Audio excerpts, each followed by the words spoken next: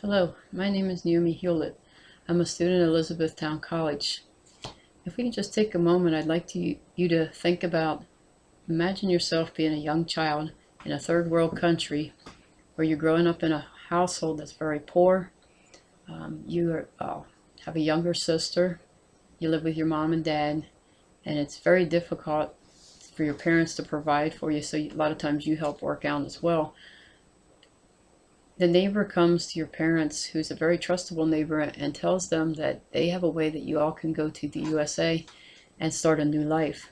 But the only problem is, they said, since your parents can't afford to pay the fee, they're going to allow the two children to go to America with them, and then they'll send for your parents later. Because your parents believe that the neighbor's trustable, they decide that that'll be all right. They give you guys an opportunity to get a good education, and then they'll join you 6 months later. So you go and you get on the plane with your little sister, and the lady of the neighbor takes you to America, and she has the proper documentations and passport for you. By the time you arrive in America, she takes you to her home where there's a man waiting, and she says that he is her husband, and that the kids are going, you as the kids are going to spend the night there, and in the morning they're going to take you to a place where they have some work that you guys can do to help earn your parents' way over to America.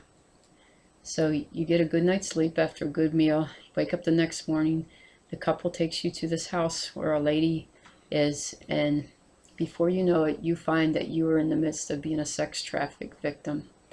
You're only 10 years old and your sister is 4. So we can imagine how that would be for a child. Human trafficking has been around for a long time, for thousands of years. We all know how the African Americans were once slaves and how they were placed on the auctioneer block and sold out in the open. We've heard of the Hebrews being sold as slaves to the Egyptians.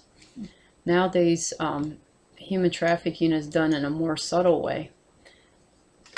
Individuals are recruited through family, friends, neighbors, like the story we just put ourselves in. People that they think they can trust promise them a better life. They promise them education for their children, jobs for the adults, cars, houses, just a good life. They promise to take them to places like America or other foreign countries where they have to cross the border. And so there's a lot of deception in it.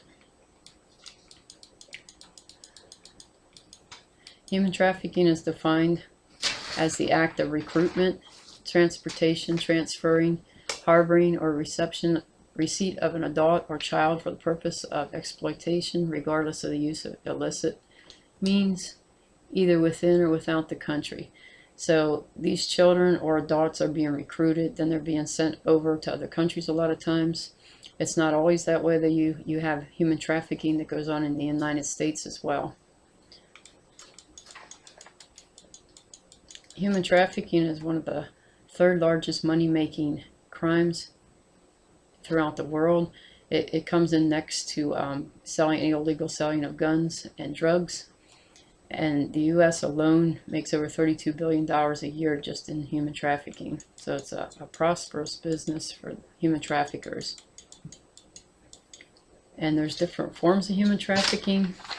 You have labor trafficking, where they put a lot of times it's the men and the young boys that end up in the labor trafficking. The women a lot of times too, but more so women and girls are put into sex trafficking. There's prostitution, that's a form of human trafficking. Pornography. You have the selling of organs, that wealthy people will buy organs from the black market for their friends or their relatives, whoever's in need of an organ and they can't get one. So that's another form of human trafficking. Those that are affected by human trafficking, there's 3 different roles. You have the well, first of all, you have approximately 600,000 to 800,000 men, women, and children that are targets for human trafficking and actually become victims. 80% of these are female. Out of the 80%, 50% are minors. And the majority of human trafficking is sex trafficking, but they're not 100% sure whether that's accurate or not, because labor trafficking doesn't get as much of attention as what the sex trafficking does. There's different roles in human trafficking. You have the 3 different roles. One's the victim, one's the trafficker, and then you have the supporters of human trafficking. Victims and traffickers can come from all walks of life. They can be all different races, male or female. Most times the trafficker are male, but you can have women traffickers. Supporters can be from all countries and all walks of life. Now, victims are usually targeted that are poor, those that have lack of education, the runaways, throwaways, those that are isolated or left alone by themselves. And a lot of times people in the countries of the parents might have HIV or malaria or AIDS, they are cholera, they die from that, so these children are left as orphans. So these orphans are targets for the human traffickers. Traffickers can come from connected syndicate crimes like the mob. They also can come from small groups of people. They can be individuals. It's just different, you know, families, friends. It can be your relative. It's not always the same, you know. Some are bigger, like I say, bigger organized groups like the mob. And your supporters are, a lot of times they say that a lot of the supporters in America are 30-year-old married young men that go and get a prostitute. So it can come in all different age brackets. Human trafficking causes a lot of problems. It can cause poor living conditions. It tears families apart. Depression, suicide, anger issues and aggression. It just causes a lot of different problems. Some of the ways human traffickers target people are that in America, Facebook and Craigslist are very good places where these targeters will target young kids. They might try to start romantic relationships with adolescents online, posing as just a boyfriend, girlfriend kind of thing, when actually they're human traffickers, and they're grooming these kids to trust them so that they can get them to come out and meet with them. Once they meet with them, then they get them caught up in the sex trafficking, and then it's hard for these kids to get out of this. Supporters of human trafficking also come from, some countries are more supportive of this. They're more cultural tolerant. There's 4 nations that they found out that are more tolerant of this from doing research.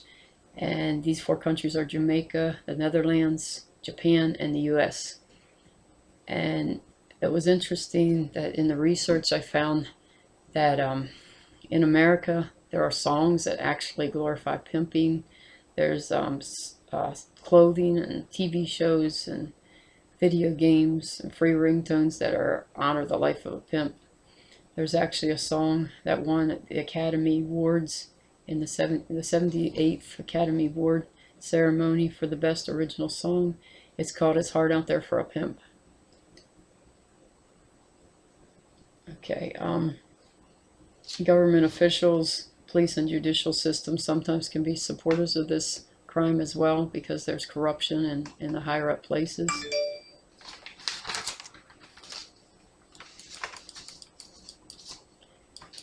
So the government and human advocates have put together some policies, and it's a continuous process because a lot of these policies are work and make.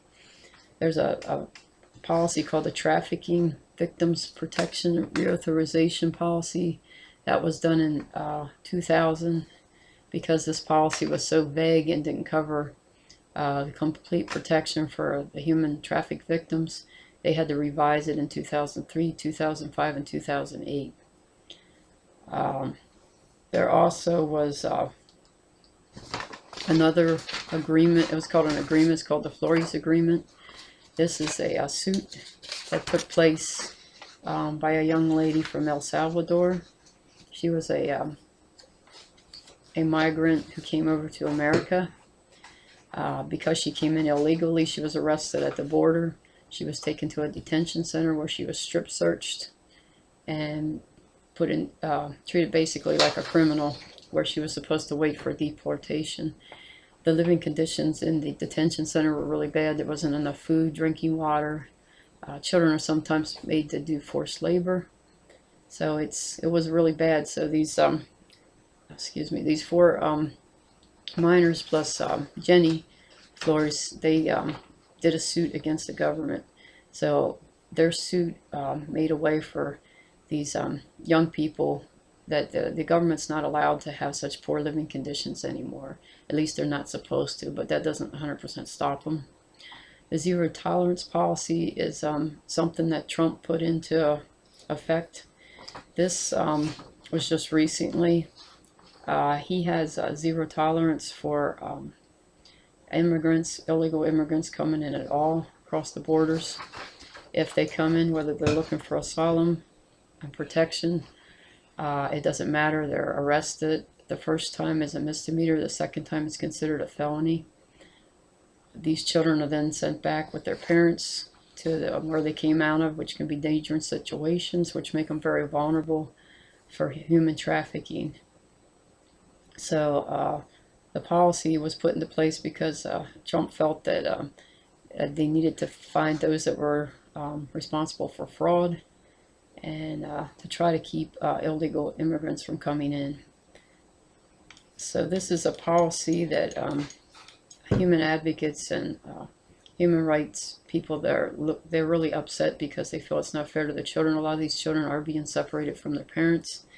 They have over 3,000 children that were separated from their parents.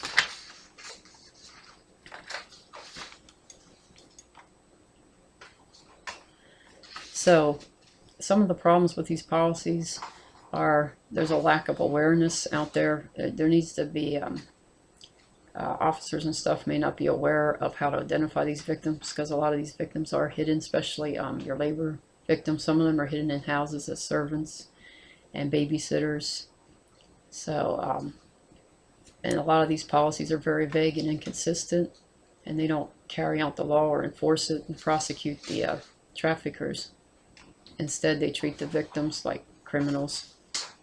The stricter immigration laws cause problems. Corrupt government and law enforcement officers supporting human trafficking or getting money and looking the other way. Some of the solutions are to educate the general public, law enforcement officers, and even the victims, because a lot of times the victims don't realize that they are a victim, that they think it's just normal for them to be being treated like this.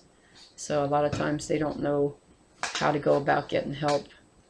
Another thing that's needed is for a multidisciplinary team of healthcare workers. They need to join forces with one another, with the clergy, with the law enforcement, that they got to realize that they can't do it all by themselves to help these victims. There's also a need for better research methods. So we as the public, we need to be aware that one thing, we got to not be a culture tolerant. We got to not be supportive of pornography, and we have to just look around the neighborhood and see if we can be aware of what's going on around us.